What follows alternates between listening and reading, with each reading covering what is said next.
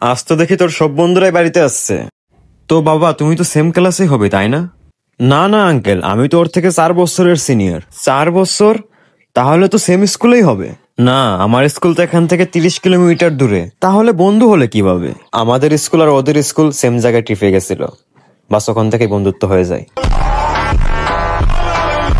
তো তুমি তো সেম স্কুলেই হবে। আরে না আঙ্কেল, আমি তো ক্লাস 5 এর পরে আর পড়িই নাই, ওই পাশে একটা গ্যারেজে কাজ করি। তাহলে বন্ধু হলে কিভাবে?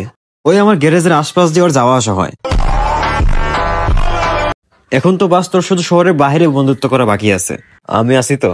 তুমি ওর বন্ধু হলে কিভাবে?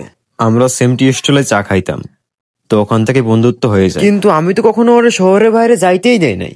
কিন্তু আমি আসি তো।